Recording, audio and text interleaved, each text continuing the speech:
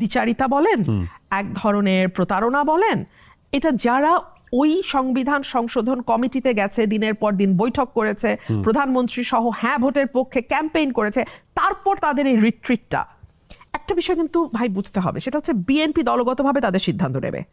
আমি স্বতন্ত্র এমপি হিসেবে এবং একজন আইনজীবী হিসেবে আমি আমার সিদ্ধান্তগুলো আমার মতন, আমার ব্যাখ্যা অনুযায়ী আমি নেব। জামাত কিন্তু তাদের মতো করে সিদ্ধান্ত নেবে। হ্যাঁ, সো বিএনপি যখন বলল সংবিধান সংশোধন পরিষদের ব্যাপারে আলোচনা হলো, গণভোট হলো, হ্যাঁ ভোটের পক্ষে গেল, তারপরে তাদের সই না করার ব্যাখ্যাটা সেটা তো তাদেরকে দিতে হবে। সো এটা সমাধান এখন কিভাবে হতে পারে? পার্লামেন্টে এটা নিয়ে ডিবেট হবে, সাটেল ডিবেট। সংবিধানের ভেতরে থেকে আপনি সংবিধানকে বাদ করে দিবেন, এটা তো এখন মানে সহজ জায়গা থেকে difficult. It's a total chaos. আমি আপনাকে বলি, আপনি যদি সাংবিধানিক পয়েন্ট অফ ভিউ থেকে দেখেন, আপনি যদি একজন আইনজীবীর পয়েন্ট অফ ভিউ থেকে দেখেন, it's a total mess. It's a total mess. কিছু হতো না যদি সত্যি সত্যি মানে যারা এখন সংসদে যাচ্ছে, বসছে, ক্ষমতা আছে, বিরোধী দলে আছে, তারা যদি একমত হতো যে এই সংবিধান আমরা রাখবো না, ডে ওয়ান থেকে তারা এটাকে একটা বিপ্লবী সরকারের রূপ দিত। সো সমাধান কেবলমাত্র বিপ্লবী সরকারের জায়গাটাতেই ছিল। এখন কথা হলো, যেই আওয়ামী লীগ যেই সংবিধানের উপরে ভিত্তি করে আমরা বলছি যেটা করা যাচ্ছে না, সেই সংবিধানের উপর ভিত্তি করে আওয়ামী লীগ তো এসে দাবি করতে পারে যে পুরো সিস্টেমটাই বৈধ ছিল, অবৈধ ছিল, নির্বাচন অবৈধ ছিল, সবকিছু অবৈধ হয়েছে। তখন খুব অবাক হবার কিছু থাকবে না। আপনি যদি একদম four corners of the constitution দেখেন, একদম লিটারাল মিনিং এ যান, আপনি যদি একদম আক্ষরিকভাবে সংবিধানের ব্যাখ্যায় যান, এটা হতে পারে, এটা হতেই পারে। তবে কি, এখানে একটা তবে আছে, the question of doctrine of necessity একটা ব্যাপার। প্রধানমন্ত্রী নাই, পালিয়ে গেছেন, সংসদের স্পিকার নাই, ডেপুটি স্পিকার কারাগারে, পুরো দলটা মানে সরকারে যারা ছিল, দল না, লেটস কল ইট, সরকারে যারা ছিল তারা কেউ নাই। সো এরকম একটা জায়গায় তো একটা দেশ ভয়েডে চলতে পারে না। সেই কারণে আপনি দেখেন এই সংবিধান অনুযায়ী কিন্তু সুপ্রিম কোর্টের রেফারেন্স চাওয়া হয়েছে, ওকে, এবং সেই রেফারেন্স অনুযায়ী অন্তর্বর্তীকালীন সরকার গঠিত হয়েছে। সো সেইটার কিন্তু একটা লিগ্যাল বেসিস আছে। ওকে, তারপরেও কথা থাকে, আমি জানি না আমি কি এই ডিবেটে ঢুকবো, কারণ এটাকে খুবই পলিটিক্যাল একটা কালার দেওয়ার চেষ্টা হবে। আমি কিন্তু একদম একজন আইনজীবী হিসেবে কথাগুলো বলছি। আচ্ছা, এখন আপনি আসেন, এই যে সুপ্রিম কোর্টের রেফারেন্সটা নেওয়া, এই রেফারেন্সের শুনানি হইতে হবে, ওপেন কোর্টে শুনানি হবে। শুনানি করলো কারা, কবে হলো? ওপেন কোর্ট তো ছিলই না, কারণ চিফ জাস্টিস সহ সবাই they were all in hide. তো কোথায় কি, মানে আমি যদি আইনই মানি তাহলে আইনটাকে প্রপারলি মানলাম কিনা, এটা হচ্ছে মূল কথা। এবং সেই জায়গাটায় একটা বড় ধরনের ডিসকাশনের সুযোগ আছে। অনেকেই মনে করতে পারেন যে না, এটা প্রপারলি হয় নাই। এবং আপনি যেটা বলছিলেন টোটাল ক্যাওয়াস সিস্টেম। এখন কথা হচ্ছে, সাধারণ মানুষ তো এত জিনিসগুলো বুঝবে না বা এত ভেতরে যাবেও না। এখানে তো আসলে স্টেক হোল্ডার যারা ছিলেন তাদের একটা অনেক বড় রেসপন্সিবিলিটি ছিল। তারা কি বিষয়গুলো বোঝেননি, নাকি বুঝেও বুঝতে চাননি? তারা অন্য কোনো ইন্টেনশনে বিষয়গুলোকে বাঁচিয়ে রেখেছেন? ক্ষমতার জন্য সবাই মরিয়া ছিল।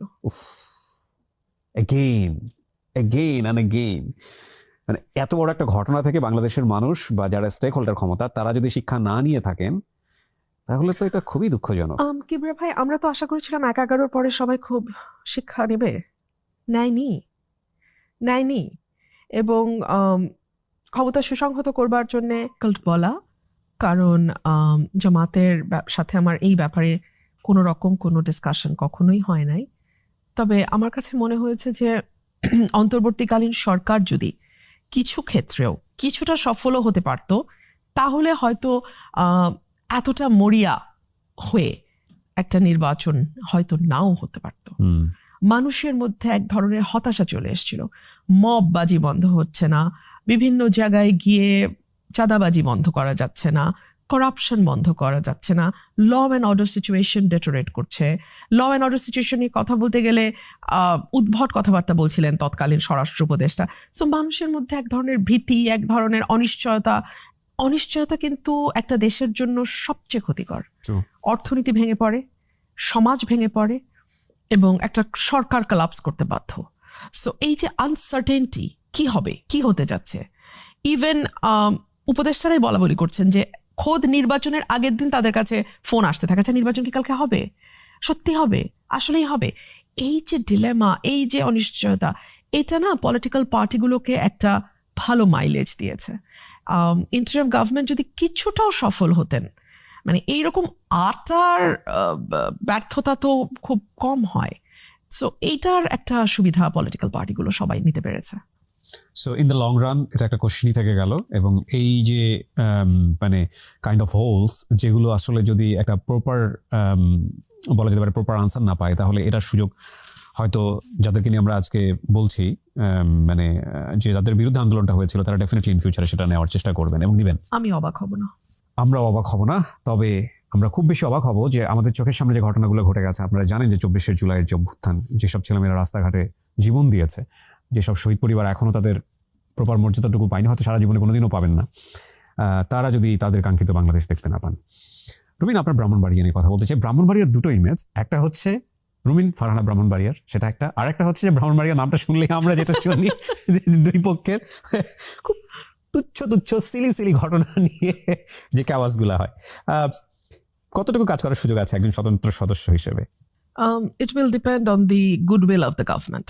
সরকার আমাকে কতটুকু কাজ করতে দিবে, 1। 2 হচ্ছে সরকার কাজ না করতে দিলে আমি কতটুকু স্ট্রংলি কাজ করতে বাধ্য করতে পারি সরকারকে। আজকাল গণমাধ্যমের যুগ, সবার হাতে হাতে সেলফোন। আমি কোথায় কি ডিও লেটার দিচ্ছি, কোন কাজটার জন্য আমি সরকারকে অনুরোধ করছি, সরকার কোনটা শুনছে কোনটা শুনছে না, এটা কিন্তু it will be like an open book.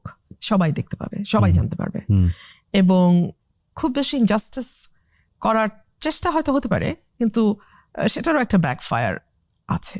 আপনি জিতে আসার পরে বিএনপি থেকে আপনার সঙ্গে যোগাযোগ করা হয়নি? বা না না না, থ্যাংক গড না। তো আমার কাছে আমাদের মধ্যে প্রচন্ড মানবিমানের খেলা চলছে এখানে। সরি, আমি এটা ফিল করছি, আমি জানি না আসলে পলিটিক্সের ভাষা কি হতে পারে, বাট হাউ, কেন হবে এটা? মানে ভেরি আনএক্সপেক্টেড। আপনার কখনো আপনি মিস করেন না আপনার দলকে? দেখুন কিবরিয়া, আমি একা বড় হয়েছি, আমার ভাই বোন নাই। আমি আপনাকে আরেকটা সত্য এগুলো সব বলেছি, সেসব কিছুটা কিন্তু যাবে আর এই ছোটাতে। হ্যাঁ, আমি কিছু আমার লাইফে কিছু পেটস নিয়ে আমি বড় হয়েছি, এখনো কিন্তু পেটস নিয়ে আমি থাকি। ওকে। আমার লাইফে আবেগ শব্দটা খুব দামি। এটা আমি আমার বাবা মার বাইরে খুব বেশি মানুষ, আমি জানি না, আমি হাতে গোনা বোধহয় 1-2 জনের ব্যাপারে আবেগ শব্দটা বলতে পারি। এবং জীবনের এই পর্যায়ে এসে আমার মনে হয় না আমি এই দিতাম কোনো কিছু দিয়ে পেতাম। আমিও তো ফ্লারিশ করেছি, আমি আমার পরিশ্রম, আমার যেটুকুই আল্লাহ মেধা দিয়েছেন সবকিছুকে কাজে লাগিয়েছি। সো আমি বলবো it's a win-win situation. Definitely. আমরা কয়েনের একটা সাইড নিয়ে কথা বলছি, যদি হেরে যেতেন? আমি এটা ভেবেছি। আমাকে নিয়ে কিন্তু ভীষণ ট্রোল হচ্ছিল। আমি একজন নারী, আমি একজন প্রতিবাদী নারী, আমি একজন ওমেন উইথ আ ভয়েস।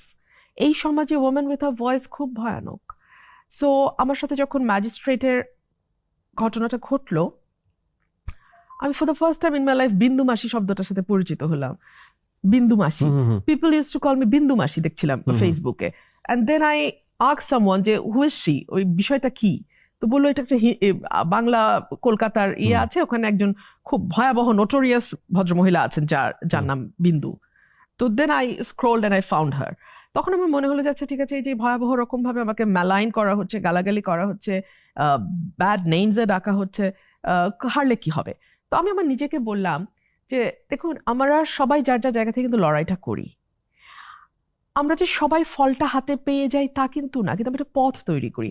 এই যে আমি দাঁড়ালাম, এই যে আমি লড়াই করলাম, এই যে আমি যুদ্ধটা করলাম, আমি কিন্তু একটা ছাপ রেখে গেলাম। আমার পথ বা আমার এই উদাহরণ থেকে হয়তো আরেকটা মেয়ে যে জিতবে এরপরে, সে হয়তো সাহসটা করবে। সো এই জন্য আমার কাছে মনে হচ্ছে আমি হারি বা জিতি, আমার জেতা হয়ে গেছে। হারা বা জেতা এটা একটা মুহূর্তের ঘটনা মাত্র কিবরিয়া। বাট ফ্যাক্ট, আপনি ওয়ারফিল্ডে থাকলেন কিনা সেটাই হচ্ছে ফ্যাক্ট। একদম মানে ধরুন বিদ্যাসাগর বা রাজা রামমোহন রায় সতীদাহ প্রথা বন্ধ করতে চেয়েছেন, বিধবা বিবাহর চল করতে চেয়েছেন, মেয়েদেরকে স্কুলে আনতে চেয়েছেন, বেগম রোকেয়া সাখাওয়াত মেয়েদেরকে স্কুলে আনতে চেয়েছেন। কজন মেয়েকে পেরেছেন? কজন মেয়েকে বিধবা বিবাহ আটকাতে দিতে পেরেছেন? কজন সতীদাহ বন্ধ করতে পেরেছেন? কিন্তু ওনারা কিন্তু স্টার্ট করে গেছেন, লড়াইটা শুরু করেছেন।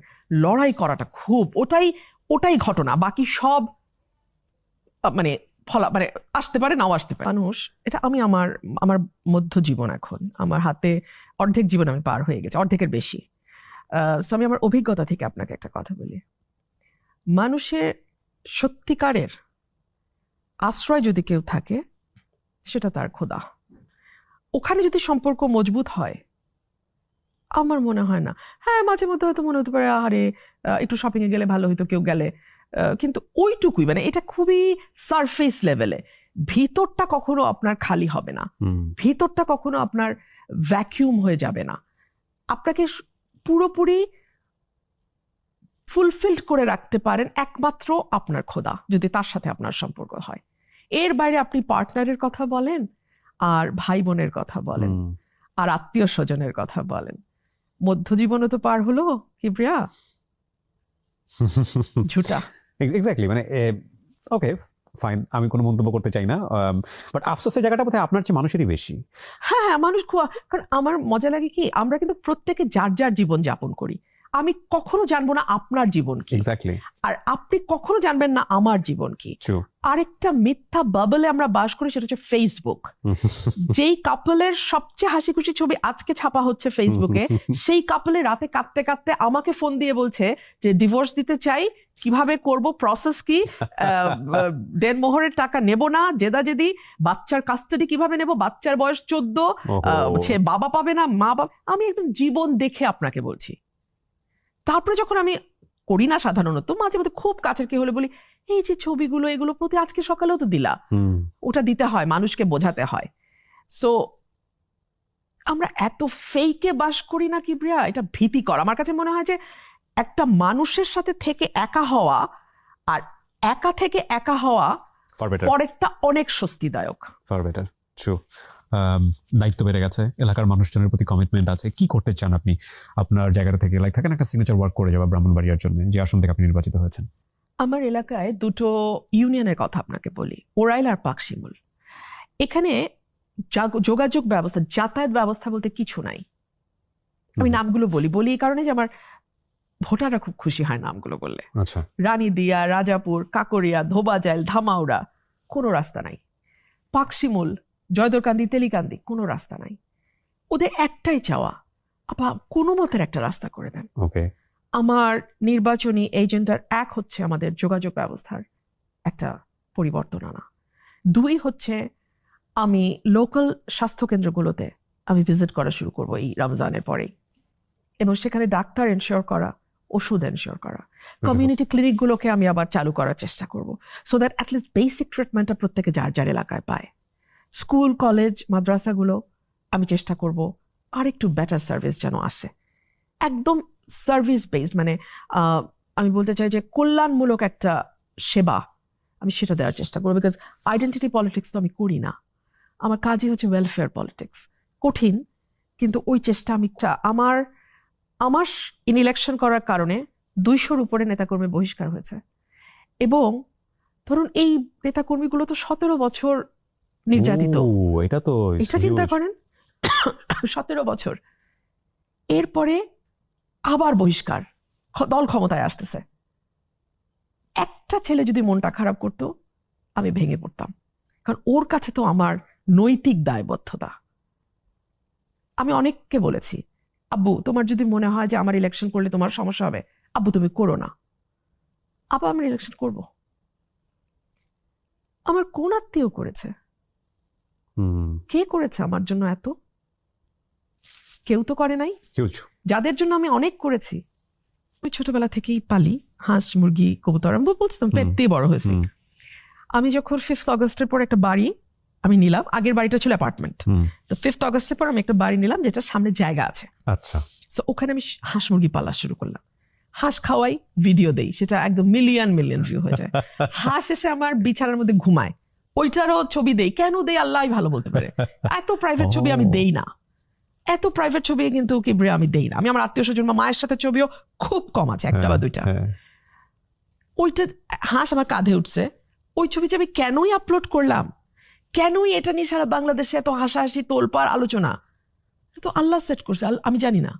সেটাই আপনার প্রচারণা হয়ে গেছে, আপনার নিজের মার্কার জন্য প্রচারণা করতে হয় না, কিছু করতে হয় নাই। Wow Kibria, I didn't even think twice যে আমার মার্কা কি হবে। মানুষ ঠিক করে দিচ্ছে হাঁস হবে আমাদের মার্কা। এবং একটা টক শোতে আমি মুখ ফসকে বলে ফেলছিলাম যে শীর্ষ হোক আর হাঁস হোক, আপনি আপনার নিজের কাছে সৎ থাকবেন। আপনি আল্লাহ প্রত্যেকটা মানুষকে কিছু না কিছু দেন, সবাইকে। আপনাকে আল্লাহ কি দিয়েছেন আপনি ওটা খুঁজে বের করেন, আপনি আল্লাহর উপর ভরসা রাখেন এবং যা আপনাকে দেয়া হয়েছে আপনি সেটাকে আরো আরো ক্রমে ক্রমে আরো উন্নত করেন, আরো সুন্দর করেন এবং আপনার সেই গুণটাকে ভরসা করে, আল্লাহর উপর ভরসা করে আপনি পরিশ্রম করেন। আপনি দেখবেন আপনাকে পেছনে তাকাতে হবে না। আর পরিবারের প্রতি আমার একটা অনুরোধ থাকবে, জি একটা মেয়ে, ওর সবচেয়ে বড় সাপোর্ট ওর পরিবার। একটা মেয়ের দ্বিতীয় জীবনে যে পরিবারটা আসে সেটার উপরে কোনো হাত আমাদের কারো নাই, কিন্তু তার প্রাথমিক যে বাবা মা ভাই বোনের পরিবার, সেই পরিবারটার কাছে আমার অনুরোধ থাকবে আপনার সন্তানকে আপনি শিক্ষিত করেন, অ্যাট এনি কস্ট আপনি শিক্ষিত করেন। এবং আপনি যদি নিজের লাভ লোকসানও চিন্তা করেন, আমি বলবো যে একটা মেয়ের পিছনে ইনভেস্টমেন্ট কখনো বৃথা যায় না। ছেলে বাবা মাকে দেখতেও পারে, নাও পারে, মেয়ে না শত কষ্টের মধ্যেও তার সর্বোচ্চটা দিয়ে চেষ্টা করে বাবা মার পাশে থাকার, এটা প্রমাণিত। এবং হাদিসে বলে যে কন্যা সন্তান যখন একটা পরিবারে আসে, আল্লাহ তার রিজিকের পুরো প্ল্যানটাই বদলে দেন। সো আপনার কন্যা সন্তানকে আত্মবিশ্বাসী করে গড়ে তোলেন, এটার কোনো বিকল্প নাই। কেন একটা মেয়ে ভাববে যে সংসারটা না করতে পারলে ওকে সুইসাইড করতে হবে? এটা কেন ভাববে একটা মেয়ে? কেন আপনি সেই ছায়াটা হতে পারলেন না? এটা তো বাবা মার ব্যর্থতা। আমার জীবনে আমি হোঁচট খাইনি। হ্যাঁ, হয়তো পার্টনার নিয়ে হোঁচট হবে কেন, জীবনে হাজার কোটি রকম হোঁচট হয়। আমাদের সবকিছু তো আমরা আসলে প্রেম বিয়ের বাইরে ভাবতে পারি না। আমাদের প্রত্যেকের জীবনে তো হাজার রকম ফাইট থাকে। এই ফাইট গুলোতে না আমার শক্তি আমার বাবা মা ছিলেন। তারা যখন সুস্থ ছিলেন তখনও শক্তি ছিলেন, তারা যখন বিছানা। যে রাজনীতিতে না এখন অনেস্টির খুব অভাব, মানুষ ওই অনেস্টিটুকু দেখতে চায়।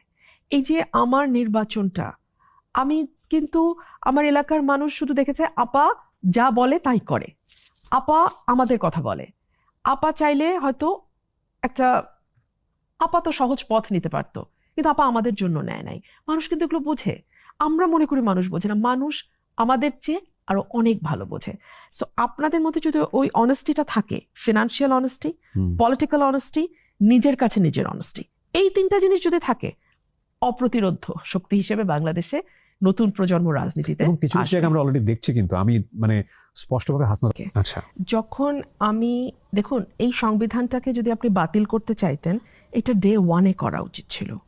তাহলে আপনি পুরো বিষয়টিকে বিপ্লব বলে একটা বিপ্লবী সরকার গঠন করে তারপরে আপনি সংবিধানটাকে হয় সাসপেন্ড করতেন, না হলে আপনি বলতেন যে এই সংবিধান আর থাকবে না, we will write a new constitution.